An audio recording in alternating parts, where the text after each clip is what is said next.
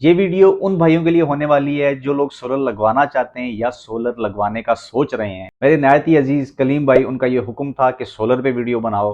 हुक्म इसलिए कि पावर इंजीनियरिंग और फील्ड का जितना काम है मैंने हसीब भाई और कलीम भाई से सीखा है, तो इनकी हर बात सर आंखों पे। देखिए, सोलर लगवाने से पहले आपको जो चीजें माइंड में आनी चाहिए वो ये है कि आपका लोड कितना है, यानी कि आप सोलर पे क्या कुछ चलाना चाहते हैं। तो मैंने एक आइडियल बेस्ड कैलकुलेशन की हैं ताकि हर बंदा आसानी से समझ सके। लेट्स सपोज आप 2 पंखे, 3 लाइट्स जिनमें एक ट्यूब लाइट भी कर लें, एक एलईडी टीवी या आपका कोई नॉर्मल कंप्यूटर भी हो सकता है इसमें, ये आप सोलर पे चलाना चाहते हैं।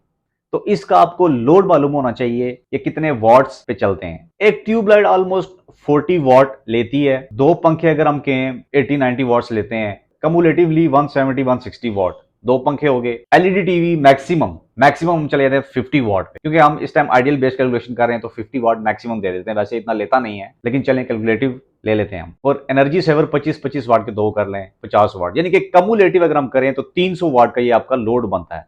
अब जो आपने नेक्स्ट कैलकुलेशन करनी है उसमें आपको ये पता होना चाहिए कि आपने यूपीएस कौन सा लगवाना है, किस साइज का लगवाना है, और फिर उसके बाद बैटरी कौन सी यूज करनी है और बैटरी किस साइज की लगवानी है। और बैटरी के बाद फिर बारी आएगी एंड पे सोलर प्लेट्स की। देखिए, लोड हमने कैलकुलेट किया 300 वाट।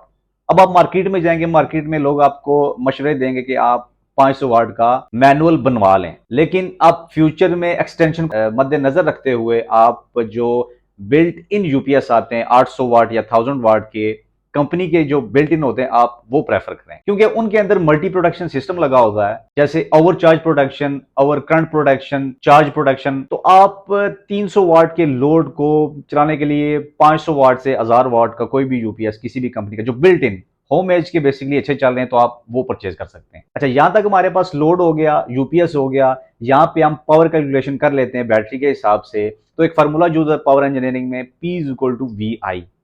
पावर हमारे पास कितनी है, 300 वाट, और बैटरी जो ऑलमोस्ट आप यूज कर रहे हैं मार्केट में जो यूज हो रही है 12 वाट की यूज हो रही है।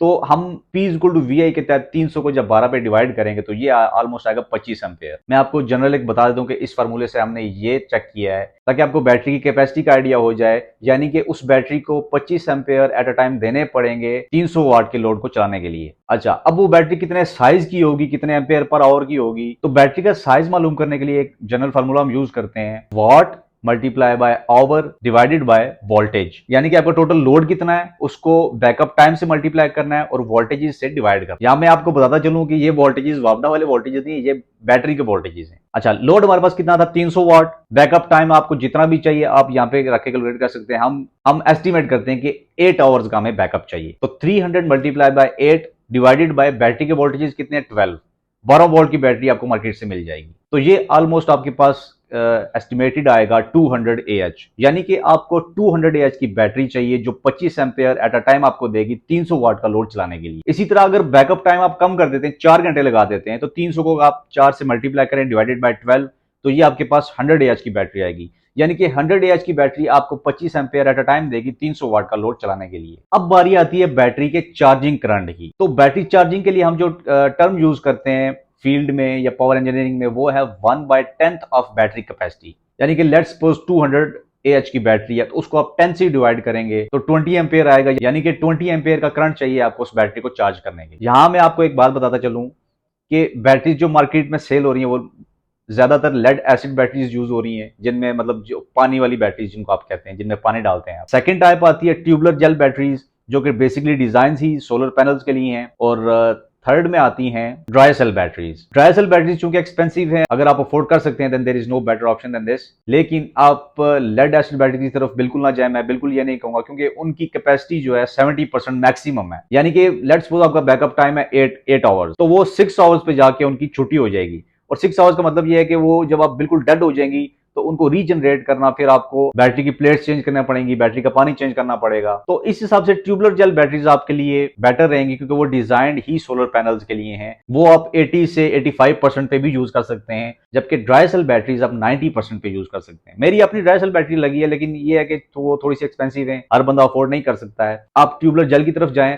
लेड एसिड मैं बिल्कुल रेकमेंड नहीं करूंगा कि आप लेड एसिड लें। अच्छा, अब हमारे पास लोड भी हो गया, बैटरी भी होगी, यूपीएस भी हो गया, बैटरी चार्जिंग करंट भी आ गया, लोड करंट भी आ गया। अब हमारे पास बारी आती है सोलर प्लेट्स की। अच्छा, सोलर में हम कैलकुलेशन करने के लिए सबसे पहले जो फर्स्ट प्रायोरिटी है वो है बैटरी का चार्जिंग करंट, प्लस लोड को चलाने वाला करंट, यानी कि लोड के लिए हमने जो करंट कैलकुलेट किया था 25 ampere plus battery charging current जो हमने कैलकुलेट किया है अभी 20 एम्पेयर, यानी कि 25 plus 20 is equal to 45 ampere. अब बारी आती है हमने कौन सी सोलर प्लेट यूज करनी है और किस पावर की यूज। यहाँ पे लोग गलती ये करते हैं कि उनका लोड करंट कम होता है, सोलर प्लेट्स बड़ी लगा लेते हैं जिसकी वजह से लोड मैच नहीं होता है, बैटरी और चार्जिंग का भी मतलब प्रॉब्लम्स आती हैं, क्रोजन और इलेक्ट्रोलाइसिस के भी प्रॉब्लम्स आते हैं। तो आपने क्या करना है, 300 वाट का लोड चलाने के लिए आपको 150 वाट की जो सोलर प्लेट है वो 5 बाय 2.5 फुट इस तरह की कुछ साइज में आती है, इससे बड़ी भी आती है 325 वाट की भी आती है, लेकिन आपके इस सिस्टम को चलाने के लिए 150 वाट इनफ है। इस 150 वाट की सोलर प्लेट ने आपको जो वोल्टेजेस प्रोवाइड करने हैं वो 14 वोल्टेजेस हैं, 16 भी देते हैं, लेकिन मैं एवरेज एक फार्मूला कैलकुलेशन करने के लिए आपको बता दूंगा 14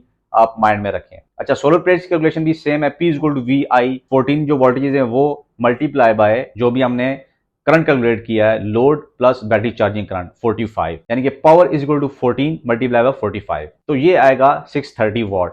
यानी कि 630 वाट की सोलर प्लेट्स आपको लगानी पड़ेंगी जो आपका 300 वाट का लोड इजीली चला सके। अच्छा, हमारी एवरेज क्या थी, हम 150 वाट की सोलर प्लेट्स लगाएंगे, हमारे पास टोटल लोड कितना है 630 वाट, 630 को हम 150 पे डिवाइड करेंगे तो ये 4.2 आएगा, यानी कि ऑलमोस्ट आपको 4 सोलर प्लेट्स चाहिए 150 वाट की 300 वाट का लोड चलाने के लिए। यानी कि अगर आपको मैं समराइज करके बताऊं तो 2 पंखे, 2 एनर्जी सेवर, एक ट्यूब लाइट, एलईडी टीवी, ये सब आपको चलाने के लिए 150 वाट की 4 सोलर प्लेट्स चाहिए जिनके साथ 200 AH की बैटरी चाहिए और 500 से 1000 वाट का यूपीएस चाहिए। ये वीडियो आपने लाइक उस सूरत में करनी है कि यहां से आपने कुछ सीखा और इंशाल्लाह दोबारा सीखने आएंगे। मैं इंशाल्लाह ऐसी ही इंफॉर्मेटिव वीडियोस आप तक लाता रहूंगा। मिलते हैं इंशाल्लाह नेक्स्ट वीडियो में।